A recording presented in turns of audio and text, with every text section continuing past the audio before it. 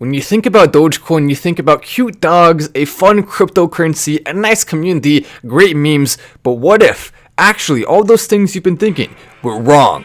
What if Dogecoin actually has a sinister underbelly and the Doge you knew is not the Dogecoin that actually exists? What if all of this is a big sham? Let's take a look at this article right here, and before you get too scared, hear me out. Do not click off the video yet. Majority of Dogecoin supply owned by only 0.01% of holders. You see that and you think, oh man, this entire time we thought Doge was the currency of the people. We thought it was for the ones who wanted to see a better future, who wanted to have fun, but actually the elites clearly controlling it here. All of it almost in the hands of only 0.01%. How could we let this happen? How could all of us have fallen for such a terrible trick? Dogecoin, what we once thought was good, clearly based on this is bad. Take a look. And by the way, that I don't really think that. Hear me out here. I don't want to scare people too much, but this is what the article shows us. Look at this. 100 so this is 2 million wallets approximately have about 37 million Doge in those wallets. This graph shows you, so you can see right here, that is the total Doge held by each one in the yellow. Then the red actually shows the number of entities. So you can see 535 entities have approximately 106 billion Doge, which is a lot. And you start to realize, wait a sec, is that true? Could it be? Could all of the things we've thought been wrong this entire time? They're not, by the way, but look, hear me out here. 8 billion, 3K here. Then we have 14 billion, 236K. So actually more in the 10K to 1 million range than the 1 million to 10 million range. Then 1K to 10K, 2 billion, 599K. Then 100K to 1K. 100 to 1K, we have 1 million and 380 million. Then we also have, in this one, 2 million is the amount of entities and 37 million in the wallet. So a pretty wide range, and you think, well, that's not good. Clearly, if that small amount of people are able to control such large amount of Doge, it would be a very, very bad thing for Dogecoin. But actually, all of that is entirely misleading. And the article, who was actually written by Bitcoinist, who obviously would like you to invest in Bitcoin over Dogecoin. It's called Bitcoinist, of course. They already revealed their hand. They are not telling the truth in this article. They left out entirely that this top exchange here, which holds the majority of the Doge of any wallet, actually it only holds 25% total, is an exchange. We have proven using stats tracing back to the original first in buy of that wallet. It was on the same date that Robinhood announced Dogecoin wallets. We can also see it had a very corporate pattern. We proved with the stats that biggest Dogecoin wallet is in fact an exchange, and we were also able to prove that a lot of these other top exchanges are also having some of the top wallets. So number 4, I believe that's a top exchange. Number 3, also top exchange. Number 2, that has been historically used as a burn wallet. We'll talk more about that in the future. But as you start to look down the list, you start to realize pretty much all of the top ones are exchanges. There are not only 3 million or so Dogecoin holders. If we were to look at this graph right here, we would see 2 million plus 1 million plus 599 plus 236. So somewhere around 3 point something million, around 4 million. If you really believe that Dogecoin only has 4 million holders, then clearly you haven't seen what the community is capable of, and you also don't realize that when it's on an exchange, it doesn't count as an actual entity that you can see on the blockchain. So all of these are the small percentage of people who actually hold their money on the blockchain, which would be nice if that was higher, but right now, most people in our community especially are holding it on Robinhood. By the way, if you want to go down there and press like, it will help the video get to more people. Right now, we have 100 likes, 891 viewers. If everyone presses like, and it always happens every time when we do this, we say press like, everyone does it, and then instantly we have a few hundred more people come and join us. So let's make the party bigger, let's make it grow. We have the power to do that, why not take advantage of it? It's pretty easy. T-King as well, yes, it's going up, and that's been fun to watch. It's cool to see coins you like, and you're holding a lot of going up, and Dogecoin included in that for sure. But what I've done based on this calculation, so we saw approximately 60% or so of the people who are in this community have their Dogecoin on Robinhood, which means your wallet is not even showing up on this chart here because it doesn't show up on the blockchain.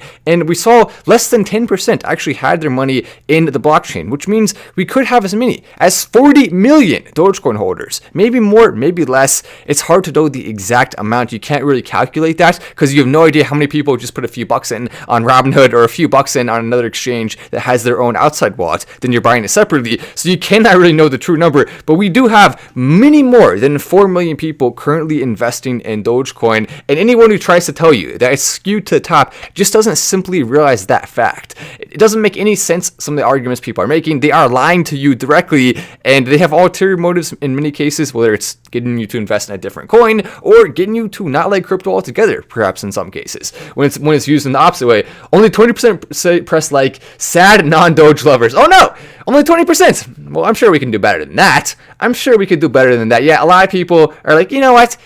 I'm sitting here watching a video, relaxing. You expect me to actually go and make the screen smaller and press like? That's a lot of work, Matt. I'm not doing it, and that's okay. You know, you can sit back and enjoy the show. If your level of enjoyment of the show decreases from pressing like button, then obviously you're not gonna do it, right? That's not worth it at that point. But if you don't care, if you're fine with it, then take a second to do it. Why not? Crypto price prediction, Ethereum, and by the way, also we do have a Patreon pick right down there. You can check it out. And normally we only have the Patreon posts that are available to Patreon subscribers. There's one Patreon post that everyone can view right now. It's open to everyone, so you can view it if you're a subscriber or if you're not. You can click on it right down there in the link. I'll put it down there. But crypto price prediction to Ethereum, for Ethereum to exceed Bitcoin, but both could be left in the dust by Cardano. What?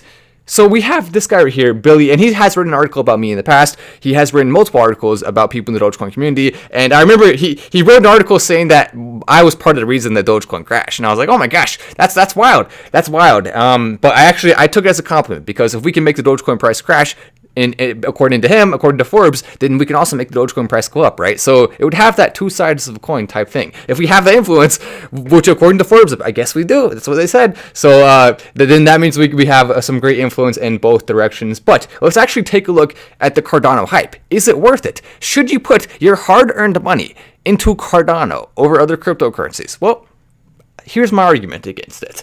Cardano right now has a price of $283. It is up decently this month. Currently, a market cap of $91 billion. Okay, interesting. So it's been doing really well. Ethereum, a market cap of $380 billion. Then we have Bitcoin all the way up there at $918 billion. The entire cryptocurrency market cap is officially over $2.1 trillion again, which is cool to see. But when you look at Cardano and you start to compare it to some of these other cryptos, does Cardano have a better community than Dogecoin? Not even close. Okay, well, then what does Cardano do? Does it have better technicals than XRP? Nope, I don't think it does either. Does it have better smart contracts than Ethereum? Doesn't even have them rolled out yet. We don't know what they're going to be like. We don't know how it's going to look. Where does Cardano actually have a use case that makes it more investable at this current point in time when it has a $90 billion market cap than the other cryptos that are up there, even Binance Coin, because so many people can make BNB coins from it, because it's tied to one of the biggest exchanges in the world. Binance Coin, way more potential, even at this current point in time, than Cardano. XRP, way more potential. Solana, way more potential. Dogecoin, the most potential out of all of them by far. And so you start to realize, why in the world, of all the top 10 cryptos, would anyone be choosing Cardano at this specific point in time to put their money in? Well, maybe they think it's going to be Ethereum, but is there a good case for that? I don't think it's good enough. I don't think there's any reason when it's 91 billion. And by the way, I say that as I'm currently holding a decent amount of Cardano, but I would have never bought into I would not buy into Cardano at this price. I'm not going to. I bought in when it was significantly lower. I bought in under $1 with most of the Cardano I bought, and I've just been holding it since then. I haven't sold it yet, and so that's why I'm holding a decent amount, because I bought it really low compared to where it is now. And at that time, I was saying, I like this. Cardano is a good investment right now because it looks like it still has room to grow. But at this current point, when it's already this big, I don't see the value anymore. I don't see why people would put their money in. Now, if you're going to buy 10 cryptos and you want to include Cardano, that kind of makes some sense. But if you're only going to buy a few cryptos, maybe 3 or 4, why Cardano? I don't see a reason. Bitcoin, I like more. Ethereum, I like more. XRP, I like more. Dogecoin, I like more. Even Solana, I would really put my money into that. Way more potential. Really, right now, Cardano is one that you can lose a lot of money on without having that high upside that a lot of the other ones provide, simply based on the current market cap size. Now, if it drops some, we'll talk. We'll talk then. By the way, Cade McNamara is among the first college athletes to be paid in cryptocurrency. Pretty dang cool. He has his own Cade coin, which is called More, and you can only get it on that specific exchange, which is, I believe, BitMEX. And so with that, I think we're going to see a lot of opportunity here, where exchanges can have your favorite athlete or your favorite star get you to come and actually make an account with them simply to invest in that star. Will he actually have his coin go viral? Will it go crazy? Well, that really just depends on how well he does, to be honest. Right now, he's ranked number 7 as a pro quarterback, but then there's also the dual threat quarterbacks, so he's probably actually somewhere around 10 to 15 in terms of his ranking in college football, which means his chances of going pro relatively small, probably around 10%, maybe a little bit less than that. Then his chances of actually being a really good pro, even smaller than that. Even furthermore, you have to dwindle down the chances, less than 1% probably, of him being a really good quarterback and also going pro. So is it worth it to invest in it? You have to really believe in him. You probably have to be a Michigan fan, but nonetheless, it's still really cool. And maybe if he's just a really good college quarterback, his stock could still, or his crypto could still rise. His value could still rise just from being a good college quarterback. So it doesn't necessarily have to make it pro. But if you're looking for high upside crypto picks, maybe just maybe finding one that's attached to a person who does not have a high profile when it comes to their name right now, but will in the future. I have a feeling we're going to most likely see YouTubers, perhaps Matt Wass will be reached out to. I don't know if I would say yes though, if someone did that. If there was an exchange that said, hey Matt, we're going to do a crypto for you that only can be bought on our exchange, would I say yes?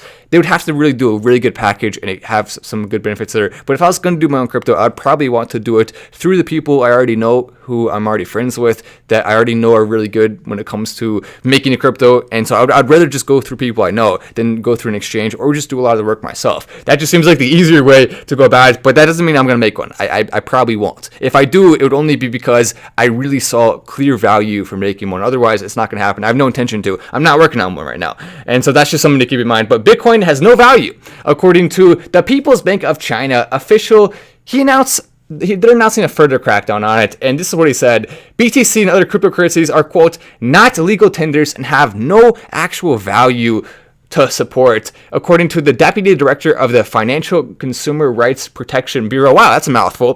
The Financial Consumer Rights Protection Bureau. The Financial Consumer Rights Protection Bureau, is that a tongue twister? Not quite.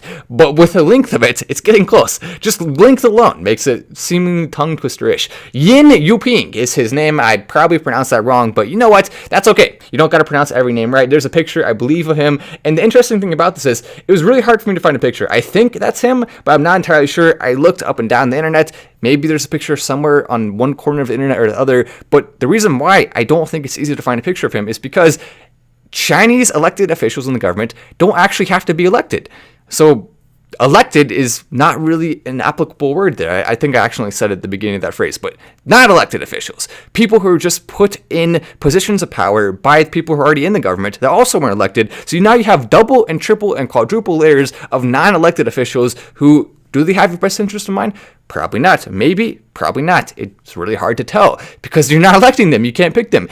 And I will, and to counter that, obviously, the U.S. government doesn't always work well. It's not always perfect, but it's still significantly better than a system where you cannot even pick the people. At the very least, you can change if you don't like someone. You can pick them a new person. You can change this. You can change that. In a Chinese government, you can't do any of that stuff. And that's why some of these negative things that they're doing against cryptocurrency, against all of the things we're seeing, are having these big impacts. The Chinese people, for the most part, don't actually want cryptocurrency to be banned. They would like to have it, and yet the government will not allow that to happen, which is kind of defeating the entire purpose of having a government, which is supposed to make people's lives better, when it's actually making people's lives worse. And also saying false things like that. There are extreme use case value applications of cryptocurrency. Bitcoin, of course, being included in that, especially as a store of value. But even as you go further down the list, you see reasons why people are doing this. And do you think T-King is better than ADA? Oh, come on. Easy. Thank you for the chat coming in from Dogecoin Dad. Yes, T-King right now, it has a market cap under 15 million. And Cardano has a market cap of 90 billion. So you compare those two, you look at the fact that season 2 of Tiger King was confirmed. I mean, where's the conversation there? Yes, Tiger King coin, it's harder to buy, which is why we will talk about it more if it was a little easier to buy, but soon it will be, because they're already pushing on exchanges. They've already gotten on a couple exchanges, and I think there's going to be a lot more exchanges coming based on some of the things that I've been hearing from the team. But final stand, there is still value through platforms and more. Support XRP like Doge. I like that. Coming in from Richard Stewart. I'm a fan of XRP. I think it's better than Cardano is, and they're really the biggest competitors of each other when it comes to trying to get the biggest market cap. The owners, or not owners, but the founders of both of them doing pretty dang well. So I don't know if they're too concerned necessarily about that competition, unless they're just super competitive people, which is honestly not something I would put past Charles Hoskinson, which is kind of good, I guess. If you're competitive, then you'll do better. So it's not necessarily a bad thing. Charles, he's not a bad dude. He said some bad things about Dogecoin, so I disagree with him there. But overall, He's done some good things for the world. He has. Floki and Doge to the moon, coming in from Anthony Monaret. And I will say I'm not currently holding any coins that are Dogecoin copycats. I had a little bit of Shiba for a while, and then when I saw a video from one of the top exchanges, eToro, that was anti-Doge in the name of Shiba, I said, oh, come on, I'm not going to stand for this anymore. So I sold it, and I bought Doge with it, and I would encourage anyone who is looking at a Dogecoin copycat to think very strongly about the fact that those things have a high chance of going down in value. They really do. Dogecoin's the only one that's going to survive at the end. Some of these you can make money in the short term, and if you are capable of doing that, if you see an opportunity, by all means. There's no reason you shouldn't take an opportunity that you see as a clear good opportunity, even if it's a Dogecoin copycat. But it's extremely risky, and I don't think there's many clear good opportunities at all in them, so that it's extremely hard to find. Matt, the Dogecoin loss coming in from Kenneth Thomas. I appreciate that, because I think there's a high degree of truth to the fact that we love Dogecoin here. But anyway, I'm Matt Loss. This is Final Stand, and I will see you in the next video.